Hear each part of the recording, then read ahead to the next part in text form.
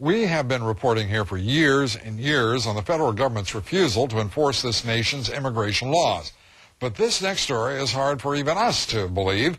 Illegal aliens working in the home of Michael Chertoff, the Secretary of the Department of Homeland Security. And for years. Gene Meserve has our report. Michael Chertoff is responsible for keeping illegal aliens out of the country, but it turns out he might not have been able to keep them out of his house. The company that cleaned his home for 3 years has been fined almost $23,000 for filing faulty paperwork on some of its employees, and an investigation showed some workers were using fraudulent documents. A Homeland Security official says the owner, James Reed, quote, was fully aware that he was employing unauthorized workers, even though Chertoff and his wife had been, quote, extremely blunt and clear that Reed was not to hire them or send them to the Chertoff property. The dispute is I didn't fill out the document that I received, list A, list B. James Reed admits his paperwork was out of order, but claims he looked at his employees' documentation, provided it to the government, and never knowingly hired illegal aliens. It is an employer's responsibility to check the legal status of its workers, but Reed did not participate in E-Verify, a voluntary federal program advocated by Chertoff that lets businesses check employees electronically. Reed says he did, however, give his employees paperwork to the Secret Service every time they went to the Chertoff home.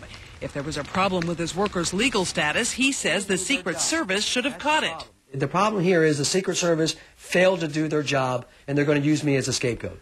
The Secret Service says it does security checks, not immigration checks. That is the job of another DHS agency, Immigration and Customs Enforcement. When ICE did eventually question Reed, he says he was shocked to find out ICE didn't know he was working for Chertoff. So here we are, we got the head, Secret Service, the arm, ICE, the other arm, and one arm doesn't know what the head's doing. You put all three of these together and let them communicate, maybe somebody's going to know something. You know, maybe they can figure something out in this country.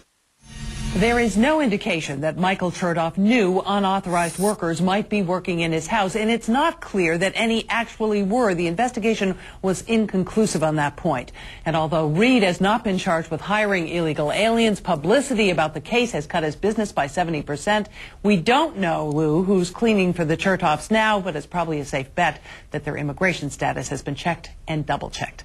Back to you. I would assume that you are correct. But to be clear, the Secret Service does the vetting on anyone entering the Secretary's home, do they not? They do, and they vetted them each and every time that they went in. But the Secret Service says we're in the security business. We do criminal checks, security checks.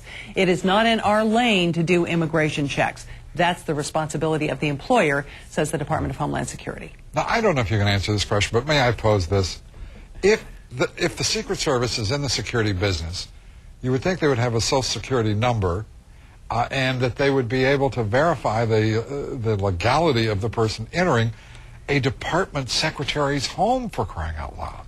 Well, apparently not all those dots were connected, Lou. I can't tell you specifically why or why not, but clearly they weren't. And you know what? This is where we end up on so many of these questions surrounding illegal immigration and border security in this country. Jane, thank you very much for... I'm sorry, go ahead. Lou, I just want to make one other point, that we're not absolutely sure that the workers who actually went to Chertoff's house were illegal. They may, in fact, have been legal workers. In fact, the owner of the company says, if I thought these people were illegal, I certainly wouldn't have been bringing them to Chertoff's house and giving their documentation to the Secret Service. So it's very muddy here. Very muddy indeed. And you know, we're used to that being the result as well. Thank you very much, Gene Meserve. Terrific report. Well, E-Verify, we want to point out, is a proven success. In fact, more than 69,000 employers use the program to determine that their new hires are, in fact, authorized to work in the United States and are here legally. So far this year, employers have used E-Verify to check more than 4 million potential employees.